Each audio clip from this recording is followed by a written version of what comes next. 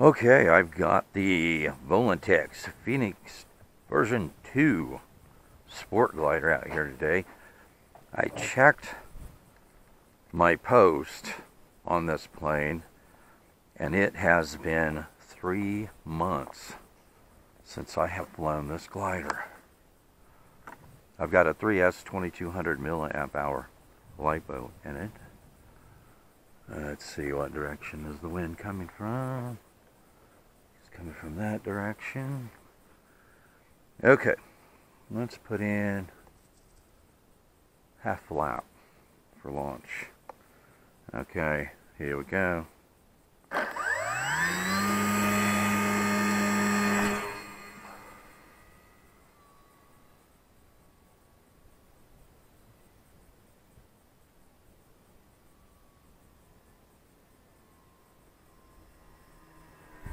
Alright, let's pull in flaps.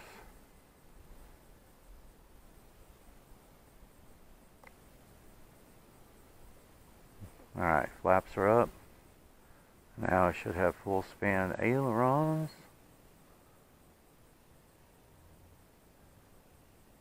Gliding. Wow, man, I am so rusty with this.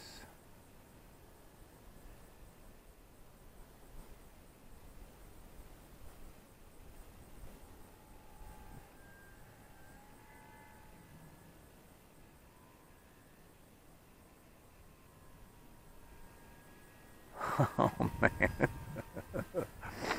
I am so rusty with this.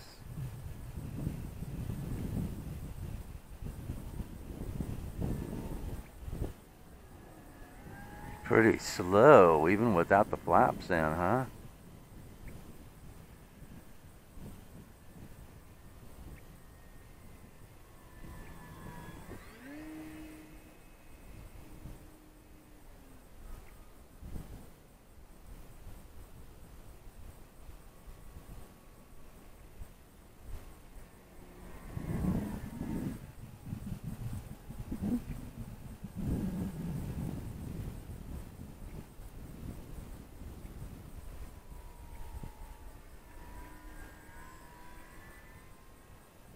Awesome glider though.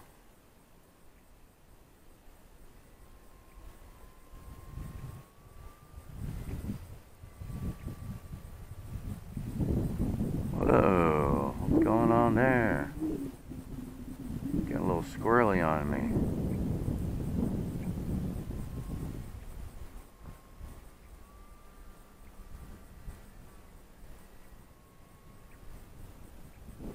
I don't know, I'm feeling about 3 or 4 mile an hour wind on the ground here.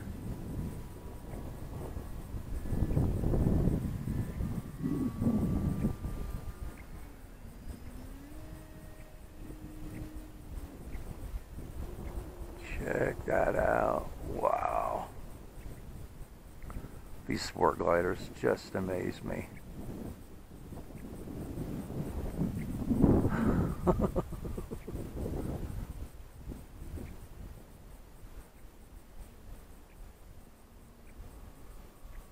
It sounds like I've got some clicking coming from my transmitter. I don't know what that's about.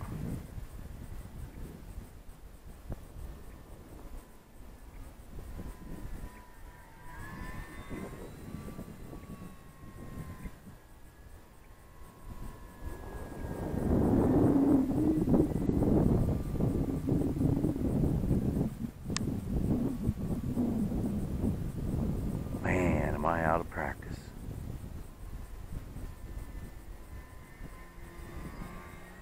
I feel like I'm flying a sport glider for the very first time again.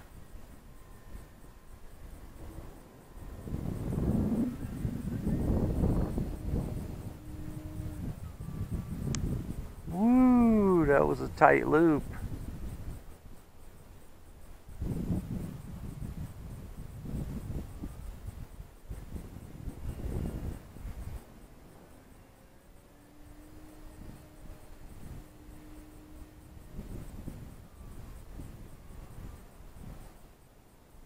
Gliding.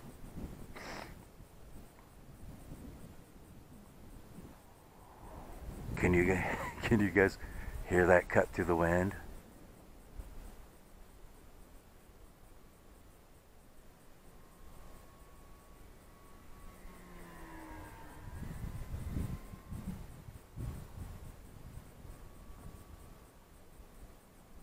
Awesome. I think this is one of those planes that's just an exceptional value for what you get.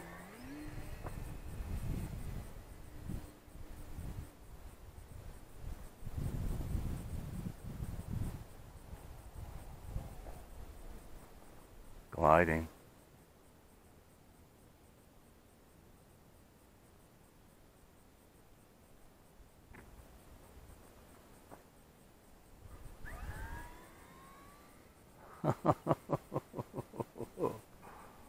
That is so awesome.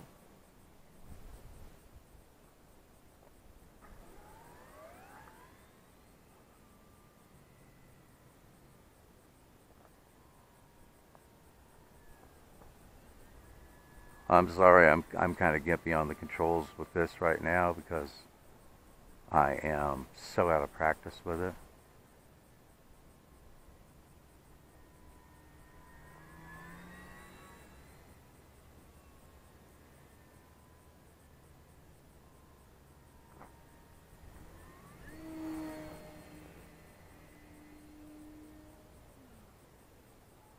Look at that. That is awesome.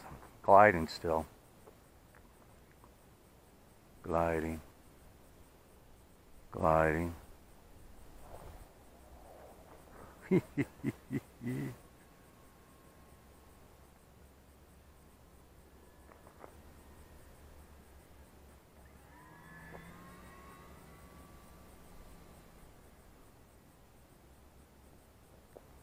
Gliding.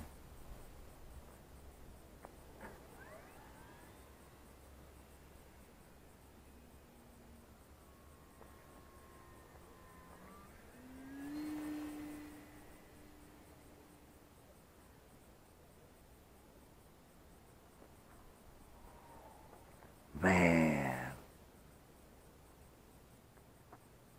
And people tell me this is one of the slower gliders. But it seems fast to me.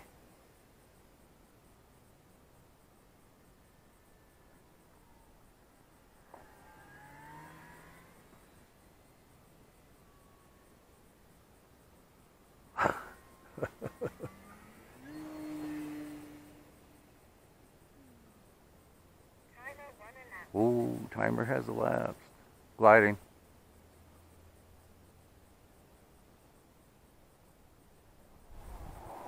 Whee! We'll go a little bit longer on this flight.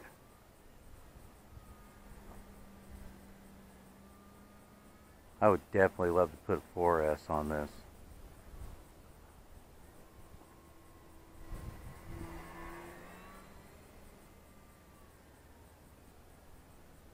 Look how maneuverable that big glider is. You believe that? Look at that. Gliding.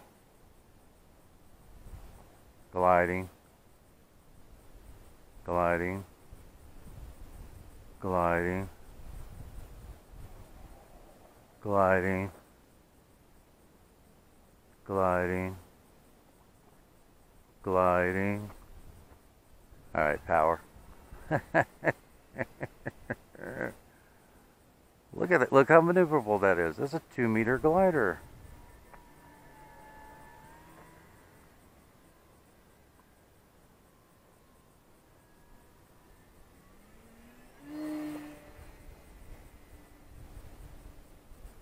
Gliding. Whee! Okay. I have already hit my timer, so gliding. That is just awesome, guys. Okay, so let me walk out by the road, and then we'll put flaps in it, bring it in. Hopefully I don't trip over myself walking out to the road.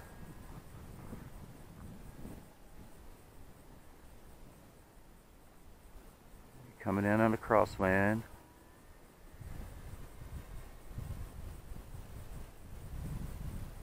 Alright, let's make another circuit. Check both directions.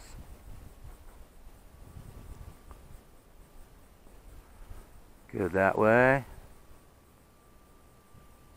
Good that way.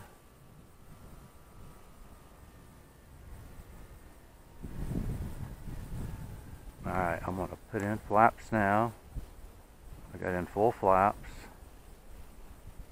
I'm still under a little bit of power. Okay, now I'm gliding. Gliding.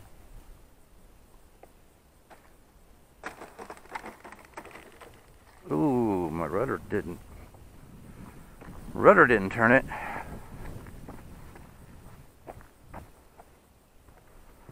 Ooh.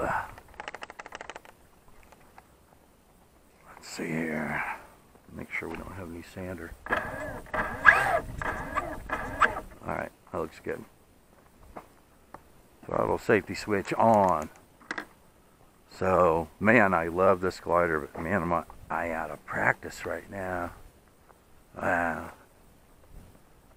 But awesome. I think for the price of this glider, I think it's an exceptional value. I'll have a link to it in the show notes and the LiPos that I use in it in the show notes. So let's just see how much voltage we still have in the cells in that 3S. 2200 milliamp hour LiPo. I'm guessing you could probably fly this for ever on one of these batteries. 11.6 volts, 3.86, 3.87, 3.86. So pretty darn efficient, you know.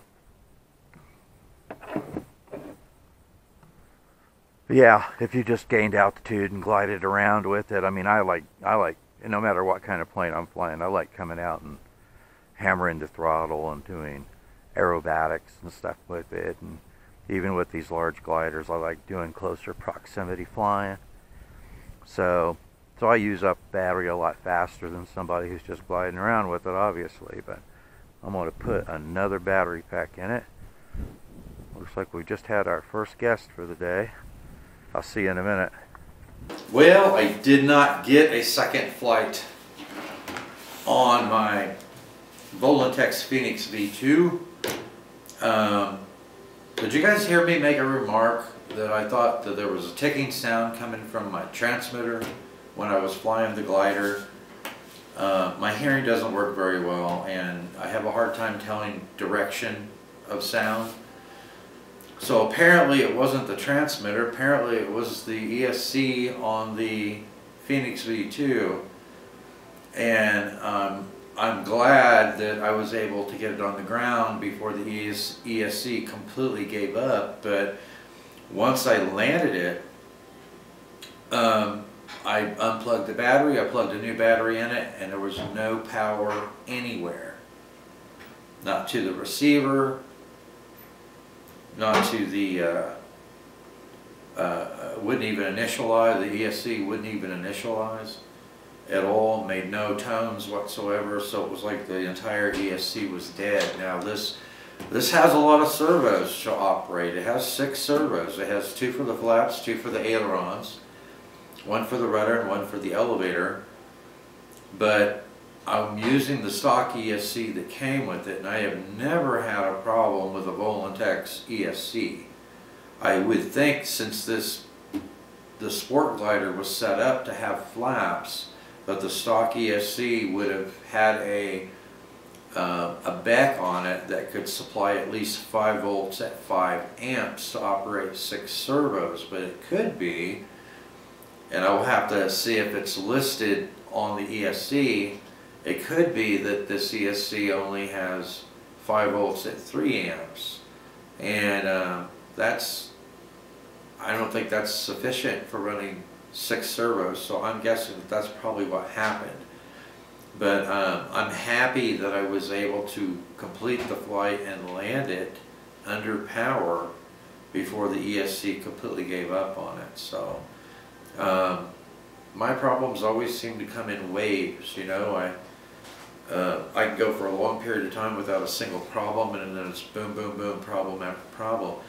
So if it turns out, I'll have to troubleshoot it. If it turns out that it was the ESC, and that's what it appears to be, then that will be the second ESC in the last 3 flight sessions that I've had, because I'm pretty sure that that's what happened to the Viper as well, because I had no control over it when it nosed into the ground. It wasn't responding at all, and the EDF unit was idling down when I still had some throttle engaged on it.